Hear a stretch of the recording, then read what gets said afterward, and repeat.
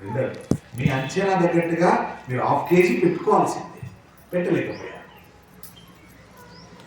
జీవితం కూడా నింటే ఈ జీవితంలో మనం పండిపోవాలంటే పరిపూర్ణంగా బతికినంత కాలం పారాయణం చేస్తుండాలి, నిరంతరం చేస్తుండాలి. పొలానికి రోజు నీళ్లు పెడితేనే కదా తడి ఉంటేనే కదా పొలం వచ్చేది. నేను 2 రోజులు పెట్టనయ్యా నీళ్లు అన్నాను, ఏమవుతుంది? ఆరిపోతుంది. ఇంకో రోజు వదిలేసావు, ఎండిపోతుంది. అప్పుడు తీసుకొచ్చి మోటార్లో ఏదో మోటార్లో పెట్టి పెట్టామనుకో, అది పనికొస్తుందా పంట? ఖచ్చితంగా పనికిరాదు. మన జీవితాలు అంతే. 100 సంవత్సరాల ఆయుష్ అడకచ్చుకొని ఎప్పుడో ఒక చోట రామరామ అనుకుంటే వ్రతమో పూజను చేసుకుంటూ వస్తుందా? ఈ ఒక్క మాట పట్టుకోవాలండి మనిషి అనేవాడు. పట్టుకుంటే ఈ జీవితాన్ని అనుభవించినందుకు, మనిషిగా పుట్టినందుకు మీద పండిపోతాం. ఆరాయణ అనే దానికి అర్థం అలా మనకు తేలికైన భాషలో చెప్తాం. అలా పండించుకోవాలి, నిరంతరం పారాయణ చేయాలి. అంటే సుందరాకాండ పారాయణ ఎందుకు చేయాలి? మనుష్యునిగా జన్మించాము కాబట్టి, మనుష్యునిగా జన్మించిన వాడు తెలుసుకోవలసినది పరబ్రహ్మ స్వరూపము కాబట్టి, ఆ పరబ్రహ్మ స్వరూపము తెలుసుకొని ఆయనను ఉపాసన చేయడంలో వచ్చిన వైక్లభ్యములు ఎలా ఉంటాయో మనకి కళ్ళకు కట్టినట్టుగా చూపిస్తుంది. కాబట్టి అది సుందరాకాండ. ఎంత సుందరంగా చెప్పిందండి! ఇప్పుడు మన జీవితానికి అన్వయించి ఎంత సుందరంగా చెప్పింది పదాలతో. పైకి కథ నడుస్తూ ఉంటుంది, కానీ కాండ అన్ని రకములైనటువంటి సాంప్రదాయములను తనలోకి ఇమిడ్చేసుకుంటుంది. శ్రీ విద్యా సాంప్రదాయంలో చెప్పిన, అద్వైతములో చెప్పిన, ద్వైతములో చెప్పిన, విశిష్టాద్వైతములో చెప్పిన అందుతుంది. ఎందుకని? అది ఉపాసన కాండ కాబట్టి. నిరంతరము నీళ్లు పెట్టిన వాడు పంట పొలాన్ని కాసేపు వదిలేసినా అది పచ్చగా వెళ్తుంది. కానీ నీళ్లు పెట్టకుండా నువ్వు ఎన్ని మందులు పూసినా, నువ్వు రోజు ఆన్నే పడుకున్న గట్ల మీద అది ఏమన్నా పనికొస్తుందా?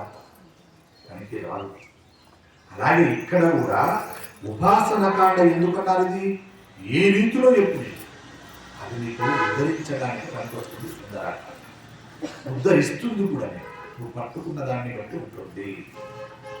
ఇక రెండవది, మనం సాధారణంగా ఏమి చెబుతామంటే ఎతో వాచో నివర్తంతే అప్రవంత్య మనా సహా వహ అంటే అర్థం, ఎక్కడ మనస్సును గాని వాక్కును గాని భగవంతుని గురించి ఇక వర్ణించలేమని వెనక్కి తిరిగి వెళ్ళిపోయామో, ఎక్కడ మనస్సు చేత వాక్కు చేత ఇంక నీవు పరబ్రహ్మమును వర్ణించి ఆవిష్కరించడం సాధ్యపడదో అది పరమాత్మ స్వరూపం. అనగా నిజంగా పరమాత్మ స్వరూపం గురించి చెప్పవలసి వస్తే మీ వాక్కు దానికి సరిపోదు. కానీ సుందరాకాండ దానికి ఒక గొప్ప మినహాయింపు. ఎందువలన సుందరాకాండను తత్తుతో మొదలుపెట్టి తత్తుతో పూర్తి చేస్తారు.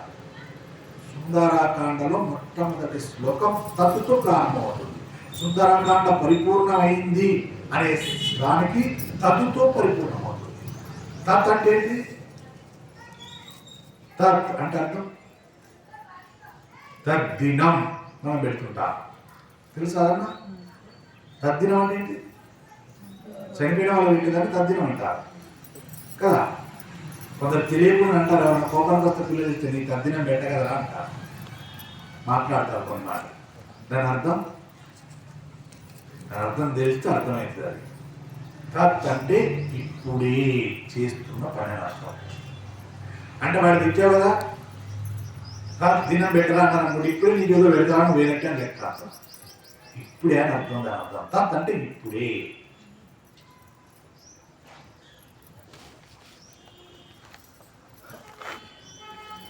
పరమాత్మను ఎప్పుడు కానీ మనము తత్తుతో పూర్తి చేస్తాం. తత్ అంటే ఇప్పుడే జరిగింది అని అర్థం, ఇప్పుడు జరుగుతుంది అని అర్థం. తద్దినం అంటే ఇవాళ పెట్టిన తద్దినం అంటారు, రేపు పెట్టిన తద్దినం అంటారా? మనం ఇప్పుడే పెడుతున్నామయ్యా తద్దినం అంటారు. దాన్ని శ్రాద్ధ కర్మ అని అంటారు కొందరు. శ్రద్ధాంజలి పెట్టిందంటే శ్రద్ధగా అంజలితో అంటే నమస్కరించు పెట్టడం శ్రద్ధగా చేయాలి. శ్రద్ధాంజలి అంటే మనసా వాచ కర్మణ త్రికరణ శుద్ధిగా నమస్కరిస్తూ పోయిన వారి ఆత్మ శాంతిని సద్గతిని పొందాలని నమస్కరించేదాన్ని శ్రద్ధగా నమస్కరించేదాన్ని శ్రద్ధాంజలి అంటారు. తద్దినం అంటే ఇప్పుడు పెట్టేదాన్ని, తత్ అంటే ఇప్పుడే, ఇక్కడే పెడుతున్నాం అర్థం. అంటే తతుతో ప్రారంభమైందంటే అర్థం ఇప్పుడే జరుగుతుందని అర్థం. సుందరాకాండ ఇప్పుడు జరుగుతుందని అర్థం. ఇప్పుడంటే కాసేపు ఇంత జరగదా, రేపు జరగదా, ఇంతకుముందు జరగలేదా అంటే నిన్న గడిచింది అయిపోయింది, అది ఇప్పుడు జరుగుతుందని తత్ అంటారు. మరో 10 నిమిషాలు జరగదని కూడా తతే అంటారు. ఎప్పుడెప్పుడు అనుకుంటప్పుడు తతే అప్పుడు జరుగుతుందని అర్థం. సుందరకాండ సుందరకాండ జరిగిపోయింది కాదు, అది ఎప్పుడు జరుగుతుంది. అందుకే దాన్ని తత్తుతో ప్రారంభం చేశారు, మళ్ళీ తత్తుతో పూర్తి చేశారు. అంటే ఇది ఎప్పుడు జరుగుతూనే ఉంటుంది. మీరు ఏ సమస్య తీసుకోండి, సుందరాకాండలో ఉన్నటువంటి శ్లోకాన్ని సమస్య పరిష్కారం అయిపోతుంది. సుందరాకాండను ప్రతిరోజు నిత్యం పారాయణ చేస్తుంటారు. సుందరకాండ పారాయణ ఉంటుంది కదా, చాలా మంది చేస్తుంటారు. అంత అద్భుతం. తత్తుతో ప్రారంభించి తత్తుతో ముగిస్తుంది సుందరకాండ. అంటే ఇప్పుడే మొదలైందని అర్థం అంటారు. అర్థం సుందరకాండ వాక్యాన్ని అంతా కలిపితే తత్వమసి. మహాకావ్యానికి వాక్యానం తత్వం అసి, అది నీవై ఉన్నావు అని అర్థం. అంటే ఎప్పుడు నీవై ఉన్నావు. మసి అంటే ఒక అర్థం. ఏం చెప్తారు, మనందరూ తెలిసిన మాట ఇది. మసి అంటాం కదా, దేన్ని అంటాం మసి అని? ఈ పదం కూడా తెలియదా కదా? దాన్ని ఏమంటారు? ఎలా ఉంటుంది అది? నల్లగా. అంటే మనకు అన్వయం చెప్పుకోవాల్సి వస్తే ఈ మాట చూడండి ఎంత గొప్ప చెప్పారో. తత్ తం మసి, తత్వమసి అన్నదానికి తత్ తం మసి. తత్ అంటే ఇప్పుడే, తమ్ అంటే నేను, మసి అంటే మైలవచ్చ. గిన్నె తీసి పొయ్యి మీద పెట్టారు, అదేమైపోయింది అప్పుడు? మసి పెట్టేసింది. అంటే మలినం అయిపోయిందని అనుకుంటారు. ఎప్పుడయ్యారు? తత్వమసి అంటే ఒక అర్థం అలా చెప్తారు. ఇంకా చాలా అర్థాలు ఉన్నాయి దీనికి, కానీ ఒక అర్థాన్ని ఇలా చెప్పుకోవాల్సి వస్తుంది మనకు తేలిక భాషలో. తత్ అంటే ఇప్పుడే నేను మలినము పొందాను. మరి మలినం ఎలా పోవాలి? తత్ సుందరకాండ పారాయణ. తత్ అంటే ఇప్పుడే సుందరకాండ పారాయణ, లేదా ఇష్టదైవ నామస్మరణ పారాయణ చేస్తూ. తత్ అంటే ఇప్పుడే చేయి. మసి అనేది పోతుంది, ఆ మళ్ళీ పోతుంది. ఇంకోటి అంధకారం అంటారు. మసి అంటే అంధకారం. ఎలా అంధకారం అయ్యావు? జ్ఞానము లేకపోతే అంధకారం అయ్యావు. జ్ఞానం రావాలంటే సుందరకాండం చదువు. ఇప్పుడే పుట్టుకో. జ్ఞానం వచ్చేస్తే, జ్ఞానం అంటే జ్యోతి వెలిగింది, జ్యోతి వస్తే చీకటి పోతాయి. మనిషిలో జ్యోతి ఉండాలి, ఆత్మ జ్ఞాన జ్యోతి ఉండాలి. ఎంత గొప్పగా చెప్తారండి, నిజంగా ఎంత సుందరంగా చెప్తారండి.